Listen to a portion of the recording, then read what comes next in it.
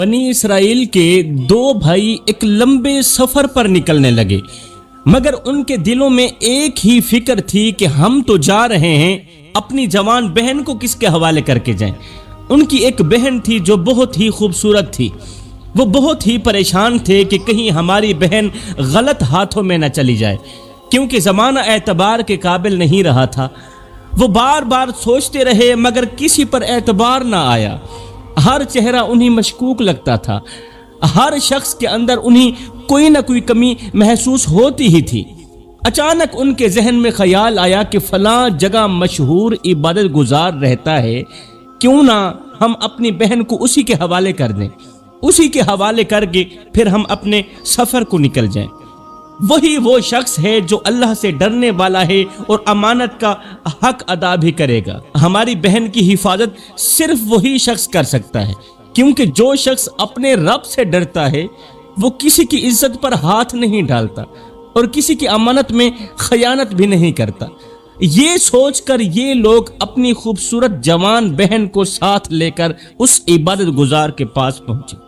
कहा कि हम एक लंबे सफर पर जा रहे हैं और हमें किसी पर यकीन नहीं आया सिवाय आपके।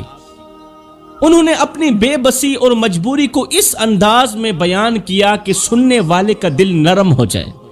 कहने लगे कि हम वापस आकर अपनी बहन को आपसे ले जाएंगे और उस वक्त तक हम आपकी दियानत और किरदार पर मुकम्मल तौर पर भरोसा करते हैं। ये सुनकर इबादत गुजार ने पहले तो इनकार किया कि मैं इतनी बड़ी जिम्मेदारी नहीं उठा सकता, मगर फिर उसने सोचा कि किसी परेशान इंसान की मदद करना भी किसी नेकी से कम नहीं है और शायद यही वो मौका है जो मुझे अल्लाह की रजा हासिल करके देगा। इस सोच की बुनियाद पर इबादत गुजार ने कहा, भाई ठीक है, तुम अपनी बहन को मेरे पास छोड़ दो, मैं अपनी पूरी कोशिश करूंगा कि इस अमानत में कोई कमी ना आने दूं। मैं इसका ख्याल रखूंगा और इसे इस तरह संभालूंगा जैसे एक मुहाफिज अपनी जिम्मेदारी निभाता है। बहन को इबादत गुजार के हवाले करते हुए ये दोनों भाई अपने सफर को चल पड़े।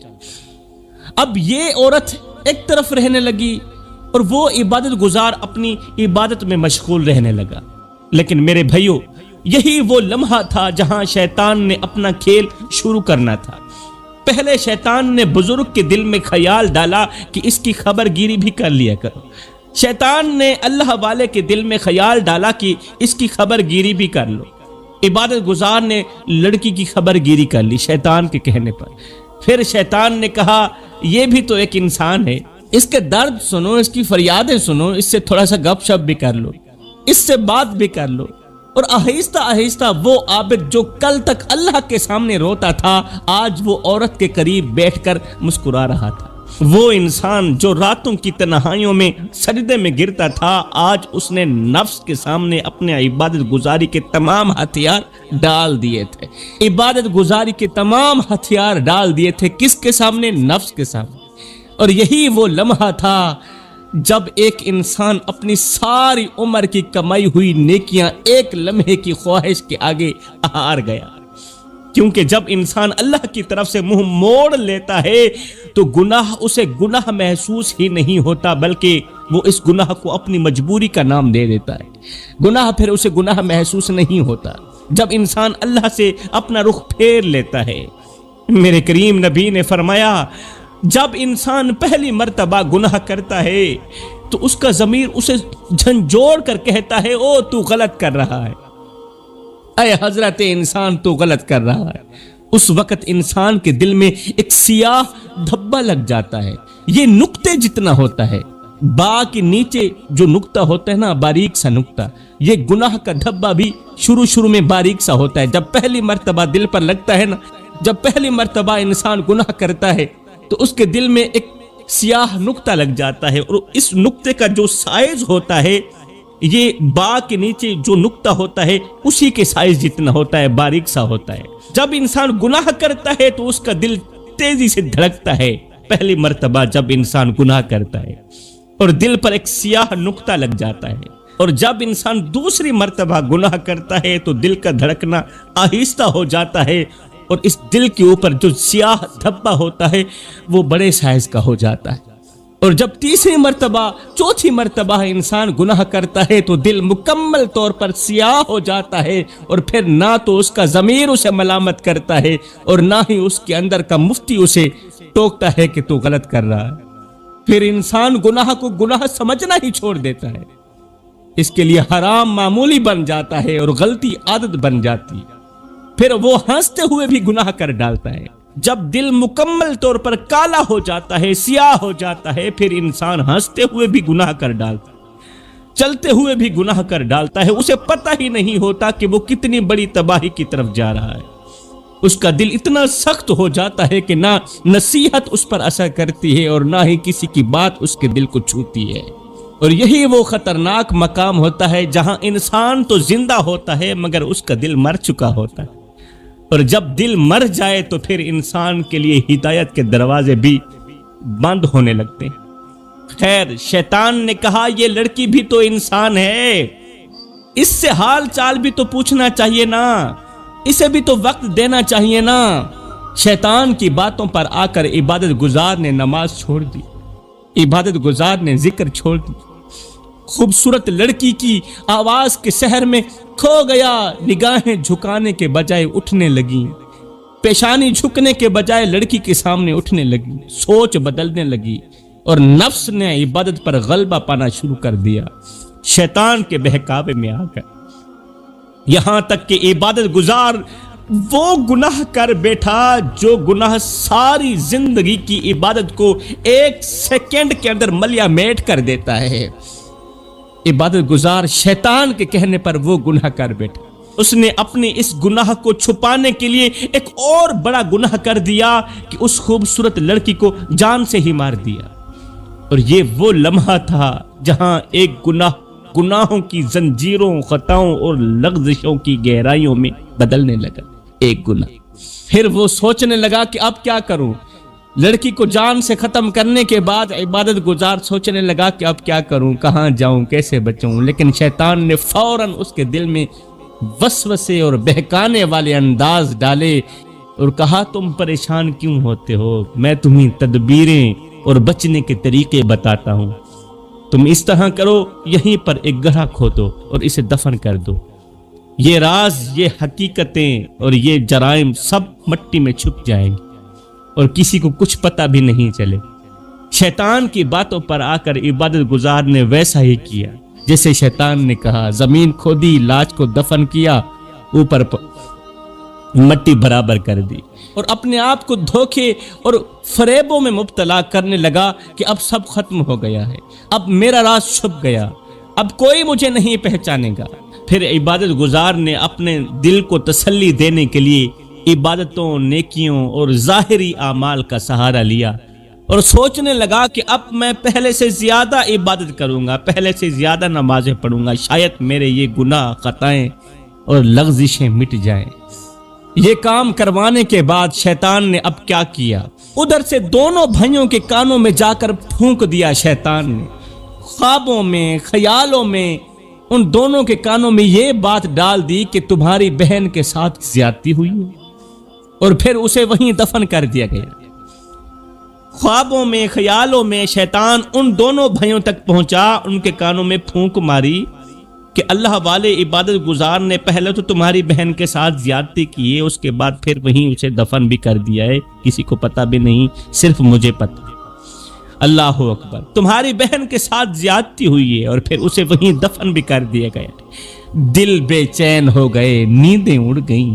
وہ بھائی واپس آئے، انہوں نے عبادت خانے کے اندر گڑھا کھدوایا اور جب مٹی ہٹی تو سارا سچ سامنے آ گیا۔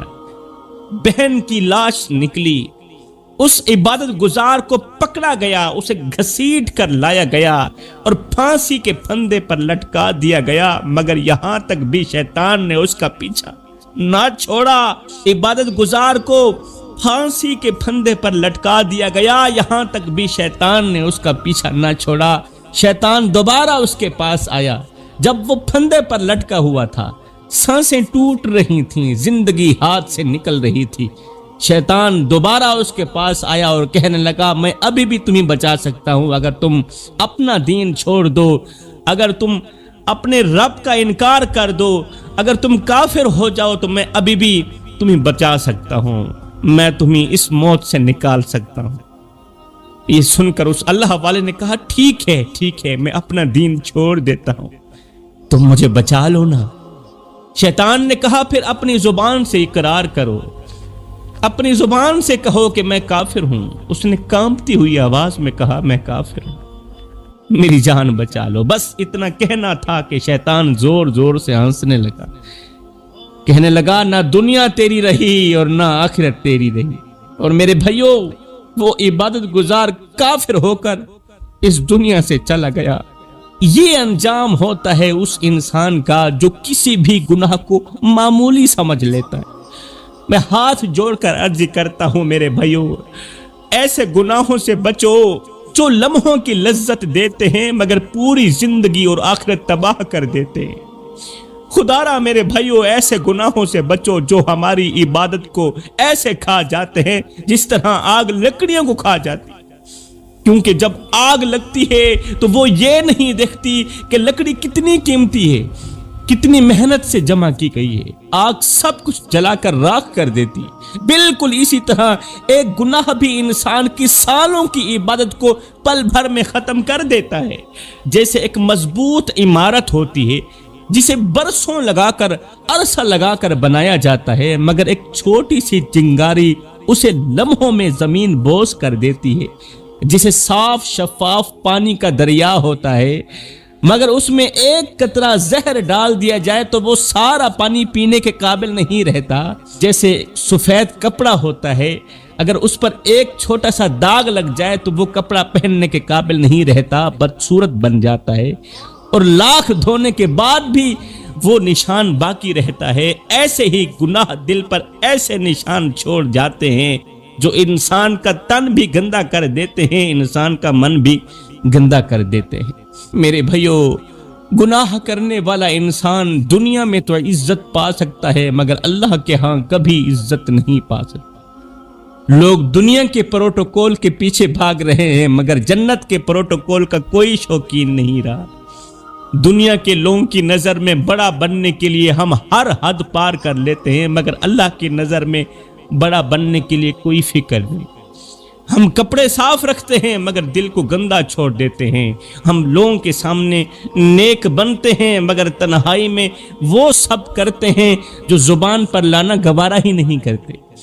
ہم دنیا والوں کی تالیاں سننے کے لیے جیتے ہیں مگر فرشتوں کے لکھے جانے والے اعمال سے بے خبر رہتے ہیں۔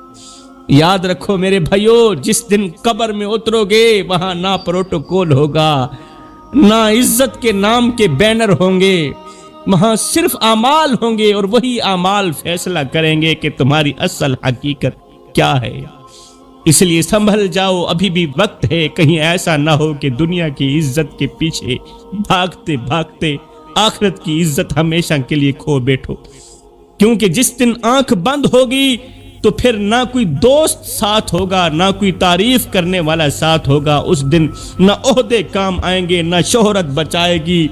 اس دن صرف وہی لمحے سامنے آئیں گے جو تم نے تنہائی میں گزارے تھے، جو تم نے بند کمرے میں گزارے، وہی گناہ سامنے کھڑے ہوں گے جنہیں تم نے چھپایا تھا، اور وہی سچ تمہیں جھنجھوڑے گا جس سے تم ساری زندگی بھاگتے رہے، وہی حقیقت تمہیں جھنجھوڑے گی جس حقیقت سے تم ساری زندگی بھاگتے رہے۔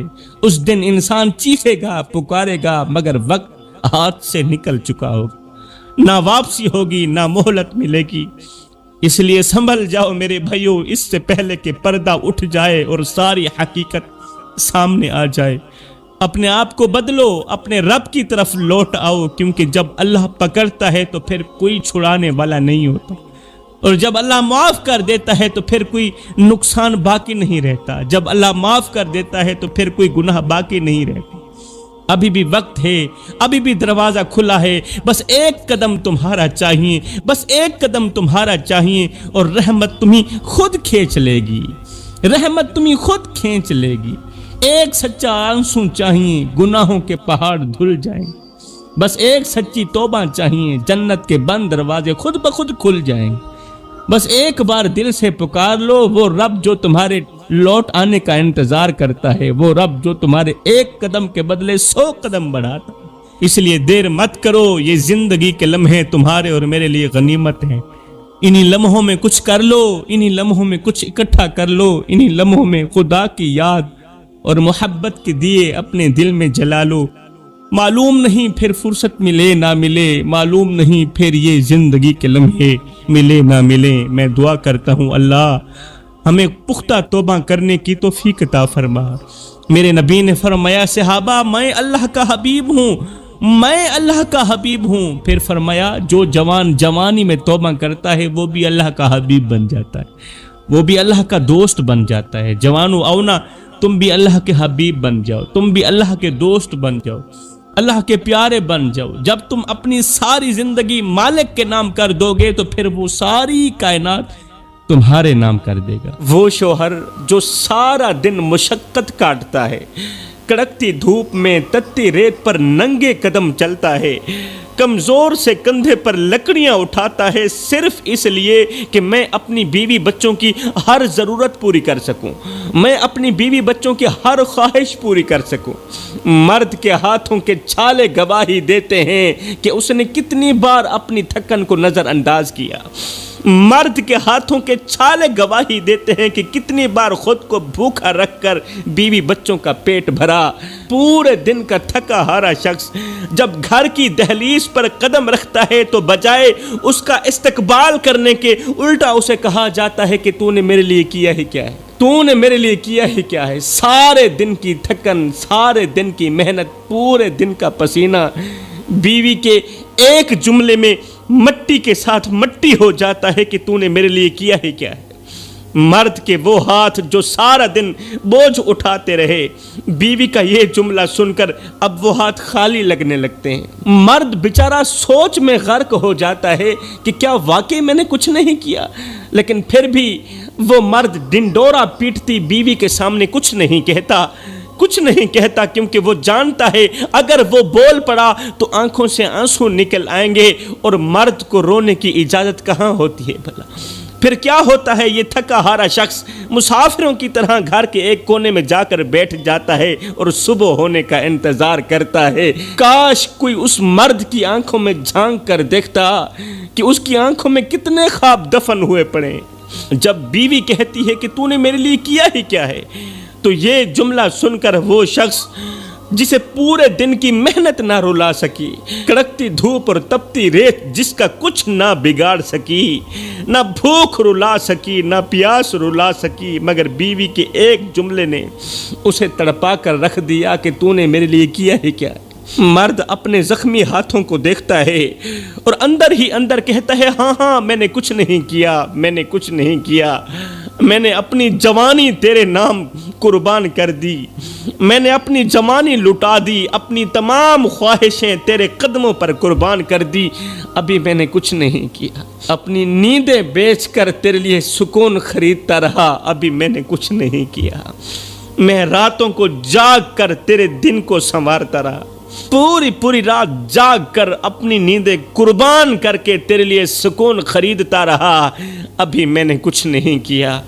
तेरा पेट भरने के लिए मैंने अपना पेट खाली रखा, तेरे लिए दिन रात जलील ख्वार होता रहा कि मुझे कुछ मिले ना मिले, मगर मेरी बीवी बच्चों को रोटी का टुकड़ा मिल जाए, अभी मैंने कुछ नहीं किया। किस्सा मुख्तसर मेरे भाइयों, बीवी सारी जिंदगी यही डिंडोरा पीटती रही कि तूने मेरे लिए किया है क्या है, तूने मेरे लिए किया है क्या है, और मर्द कहता रहा, हाँ मैंने कुछ नहीं किया, मैंने कुछ नहीं किया। कुछ ना करते करते आखिरकार शोहर इस दुनिया फानी से रुखसत हो गया। इन्ना लिल्लाहि व इन्ना इलैहि राजिऊन। शोहर मर गया, वक्त गुजर गया, अब ना दरवाज़ा खुलने की आवाज़ आती है, ना थके कदमों की आवाज़ आती है, अब ना कोई हाल पूछने वाला है, ना कोई दर्द सुनने वाला है, और ना ही कोई रोजी रोटी का बंदोबस्त करने वाला है। अब शोहर का वो जुमला हर वक्त बीवी के कानों में गूंजता रहता है, हाँ मैंने कुछ नहीं किया, ہاں ہاں میں نے کچھ نہیں کیا۔ جب یہ جملہ کانوں میں گونجتا ہے تو بیوی ویران گھر کی تنہائی میں بیٹھ کر کہتی ہے، او میرے شوہر، تو نے بہت کچھ کیا تھا، تو نے بہت کچھ کیا تھا میرے لیے، مگر میں تیرے ساتھ وفا نہ کر سکی۔ تو نے بہت کچھ کیا تھا میرے لیے، میں تجھے آرام نہ دے سکی، تجھے اپنا نوکر سمجھتی رہی، مگر میں تیری غلام نہ بن سکی۔ آج بیوی شوہر کی قبر سے لپٹ کر کہہ رہی ہے، رو کر کہہ رہی ہے، او میرے سرتاج، واپس لوٹ آ، تیرے بغیر یہ دنیا ادھوری ہے۔ او میرے ہم سفر، ایک بار آنکھیں کھول کے دیکھ، میں وہی ہوں